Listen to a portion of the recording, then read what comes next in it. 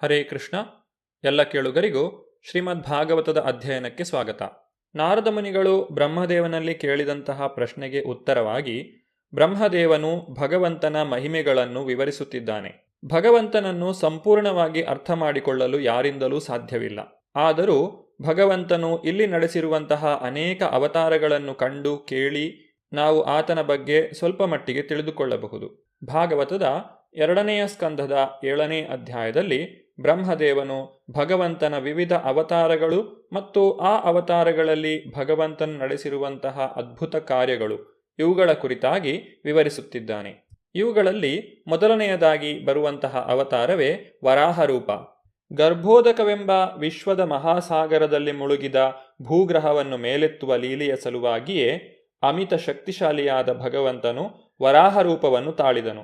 ಆಗ ಮೊದಲ ರಾಕ್ಷಸನಾದ ಹಿರಣ್ಯಾಕ್ಷನು ಗೋಚರಿಸಿದನು. ಅವನನ್ನು ಭಗವಂತನು ತನ್ನ ಕೋರೆದಾಡೆಗಳಿಂದ ಇರಿದನು. ಈ ಬ್ರಹ್ಮಾಂಡದಲ್ಲಿ ಬ್ರಹ್ಮನೇ ಮೊದಲ ದೇವತೆ, ಹಾಗೆಯೇ ಹಿರಣ್ಯಾಕ್ಷನೇ ಮೊದಲ ದೈತ್ಯ. ಭೌತ ಪ್ರಪಂಚದ ಇಡೀ ಸೃಷ್ಟಿಯ ಪಾಲಕನಾಗಿ ಭಗವಂತನು ಬೃಹತ್ ವರಾಹರೂಪವನ್ನು ತಾಳಿ ತನಗೆ ತಕ್ಕ ಪ್ರಮಾಣದ ಕೋರೆದಾಡೆಯಿಂದ ಗರ್ಭೋದಕ ಸಾಗರದೊಳಗೆ ಬಿದ್ದ ಭೂಮಿಯನ್ನು ಮೇಲೆತ್ತಿದನು. ಭಗವಂತನು ಭೂಮಿಯನ್ನು ಮೇಲೆತ್ತಲು ಗೋಚರಿಸಿದಾಗ ಹಿರಣ್ಯಾಕ್ಷ ಎಂಬ ಹೆಸರಿನ ದೈತ್ಯನು ಭಗವಂತನ ಕ್ರಮಬದ್ಧ ಕಾರ್ಯಕ್ಕೆ ಅಡ್ಡಿಯನ್ನು ಉಂಟು ಮಾಡಲು ಪ್ರಯತ್ನಿಸಿದನು. ಇದರಿಂದ ಅವನು ಭಗವಂತನ ಕೋರೆಯ ತಿವಿತಕ್ಕೆ ಸಿಕ್ಕಿ ಹತನಾದನು. ಮಹಾವೈಷ್ಣವ ಕವಿಯಾದ ಶ್ರೀ ಜಯದೇವ ಗೋಸ್ವಾಮಿಯವರು ಗೀತಗೋವಿಂದದಲ್ಲಿ ವರಾಹದೇವರನ್ನು ಈ ರೀತಿಯಾಗಿ ಸ್ತುತಿಸಿದ್ದಾರೆ.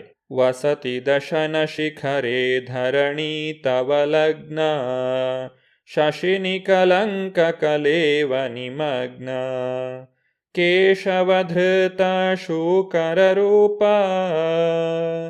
ಜಯ ಜಗದೀಶ ಹರೇ ಜಯ ಜಗದೀಶ ಹರೇ ಜಯ ಜಗದೀಶ ಹರೇ. ಓ ಕೇಶವ, ವರಾಹರೂಪಧಾರಿಯಾದ ಪರಮಪ್ರಭುವೇ, ಭೂಗ್ರಹವು ನಿನ್ನ ಕೋರೆದಾಡೆಗಳ ಮೇಲೆ ನೆಲೆಸಿತು. ಅದು ಕಲೆಗಳಿಂದ ಅಲಂಕೃತವಾದ ಚಂದ್ರನಂತೆ ಗೋಚರಿಸಿತು. ಪ್ರಜಾಪತಿ ರುಚಿ ಮತ್ತು ಸ್ವಯಂಭುವ ಮನುವಿನ ಮಗಳಾದಂತಹ ಆಕೂತಿ ಇವರ ಮಗನಾಗಿ ಭಗವಂತನು ಸುಯಜ್ಞ ಎಂಬ ಹೆಸರಿನಿಂದ ಅವತಾರವನ್ನು ತಾಳಿದನು. ಸುಯಜ್ಞ ನಾಮಕ ಭಗವಂತನು ಬ್ರಹ್ಮಾಂಡದ ಯಾತನೆಯನ್ನು ಶಮನಗೊಳಿಸಿದ್ದರಿಂದ ಮಾನವ ಕುಲದ ಮಹಾಪಿತೃವಾದ ಸ್ವಯಂಭುವ ಮನುವು ಅವನನ್ನು ಹರಿ ಎಂದು ಕರೆದನು. ಪ್ರಜಾಪತಿ ಕರ್ದಮ ಮತ್ತು ಸ್ವಯಂಭುವ ಮನುವಿನ ಮಗಳಾದ ದೇವಹೂತಿಯರಲ್ಲಿ ಭಗವಂತನು ಕಪಿಲ ಎಂಬ ಹೆಸರಿನಿಂದ ಅವತಾರವನ್ನು ತಾಳಿದನು. ಕಪಿಲ ದೇವನು ತನ್ನ ತಾಯಿಗೆ ಆತ್ಮಸಾಕ್ಷಾತ್ಕಾರದ ಬಗ್ಗೆ ತಿಳಿಸಿದನು. ಇದರಿಂದ ಅವಳು ತನ್ನ ಜೀವಿತಾವಧಿಯಲ್ಲಿಯೇ ಭೌತಿಕ ಪ್ರಕೃತಿಯ ಕೆಸರಿನಿಂದ ಸಂಪೂರ್ಣ ಶುದ್ಧಳಾಗಿ ಕಪಿಲನ ಮಾರ್ಗದಲ್ಲಿಯೇ ಮುಕ್ತಿಯನ್ನು ಸಾಧಿಸಿದಳು. ಅತ್ರಿ ಮಹರ್ಷಿಗಳು ಮತ್ತು ಅನಸೂಯರ ಮಗನಾಗಿ ಭಗವಂತನು ದತ್ತಾತ್ರೇಯ ಎಂಬ ಹೆಸರಿನಿಂದ ಅವತಾರವನ್ನು ತಾಳಿದನು. ಅತ್ರಿ ಮಹರ್ಷಿಗಳು ಸಂತಾನಕ್ಕಾಗಿ ಪ್ರಾರ್ಥಿಸಿದರು. ಭಗವಂತನು ಅವರ ಬಗೆಗೆ ಸುಪ್ರೀತನಾಗಿ ಅತ್ರಿಗಳಿಗೆ ಮಗನಾಗಿ ದತ್ತಾತ್ರೇಯನಾಗಿ ಅವತರಿಸುವೆನೆಂದು ಮಾತುಕೊಟ್ಟನು. ಭಗವಂತನ ಪಾದಕಮಲಗಳ ಅನುಗ್ರಹದಿಂದ ಅನೇಕ ಯದುಗಳು, ಹೈಹಯರು ಮೊದಲಾದವರು ಎಷ್ಟು ಪವಿತ್ರರಾದರೆಂದರೆ ಅವರು ಐಹಿಕ ಮತ್ತು ಆಧ್ಯಾತ್ಮಿಕ ಆಶೀರ್ವಾದವನ್ನು ಪಡೆದವರಾದರು. ಬ್ರಹ್ಮದೇವನು ವಿಧ ವಿಧವಾದಂತಹ ಸೌರವ್ಯೂಹಗಳನ್ನು ಸೃಷ್ಟಿಸುವ ಸಲುವಾಗಿ ವ್ರತಗಳನ್ನು ಮತ್ತು ತಪಸ್ಸುಗಳನ್ನು ಆಚರಿಸುತ್ತಿದ್ದಾಗ ಭಗವಂತನು ಬ್ರಹ್ಮದೇವನ ವಿಷಯದಲ್ಲಿ ಸುಪ್ರೀತನಾಗಿ 4 ಸನರಾಗಿ ಅವತರಿಸಿದನು. ಸನಕ, ಸನತ್ಕುಮಾರ, ಸನಂದನ ಮತ್ತು ಸನಾತನ ಇವರೇ ಆ 4 ಜನಕುಮಾರರು. ಈ 4 ಸನರು ಪರಮಪ್ರಭುವಿನ ಜ್ಞಾನದ ಅವತಾರಗಳು.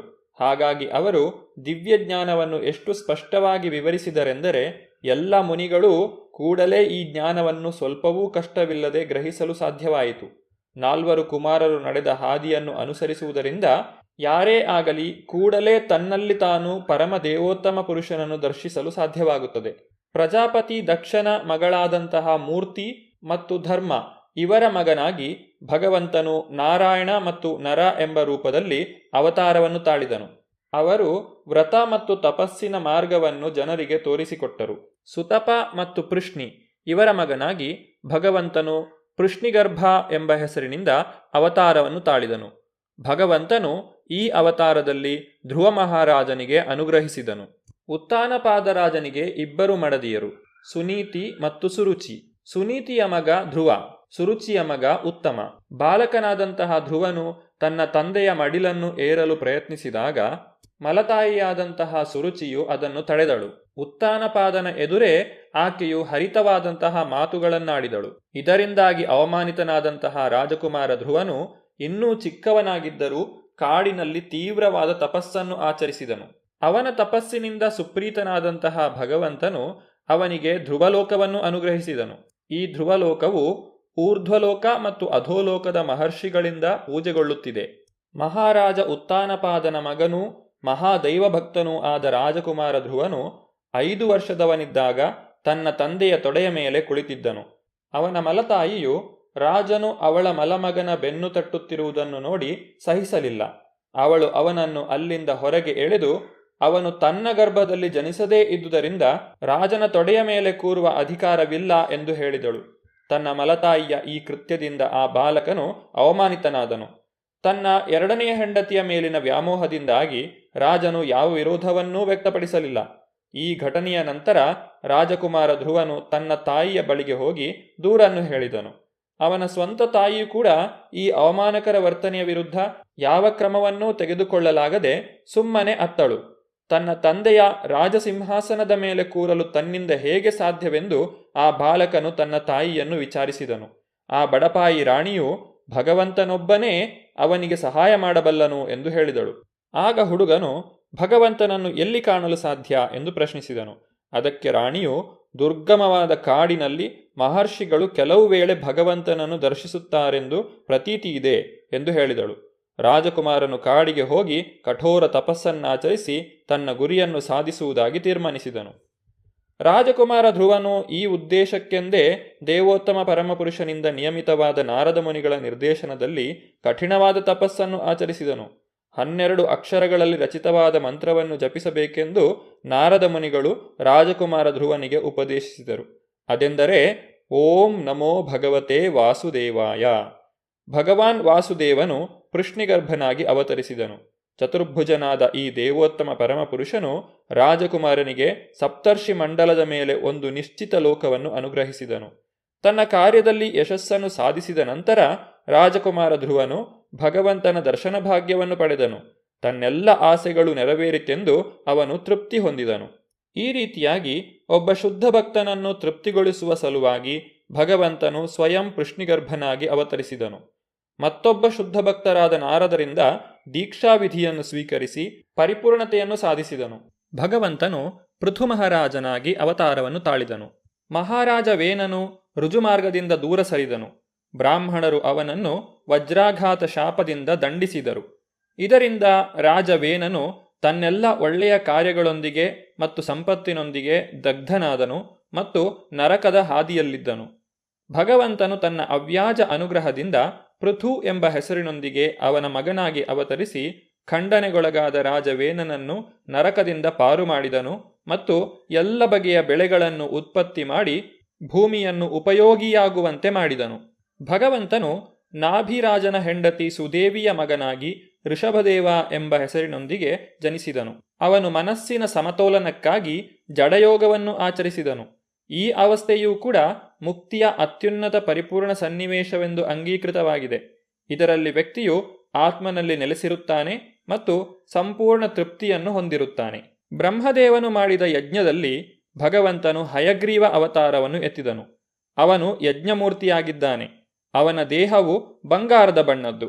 ಅವನು ವೇದಮೂರ್ತಿ ಕೂಡ ಹೌದು. ಅವನು ಎಲ್ಲ ದೇವತೆಗಳ ಪರಮಾತ್ಮ. ಉಸಿರಾಡಿದಾಗ ಅವನ ನಾಸಿಕದಿಂದ ವೇದ ಮಂತ್ರಗಳ ಸುನಾದವು ಹೊರಹೊಮ್ಮುತ್ತಿತ್ತು. ಭಗವಂತನು ಮತ್ಸ್ಯಾವತಾರವನ್ನು ತಾಳುತ್ತಾನೆ. ಯುಗಾಂತ್ಯದಲ್ಲಿ ಸತ್ಯವ್ರತನೆಂಬ ಹೆಸರಿನ ವೈವಸ್ವತ ಮನುವು ಭಗವಂತನನ್ನು ಮತ್ಸ್ಯಾವತಾರಿಯಾಗಿ ನೋಡುತ್ತಾನೆ.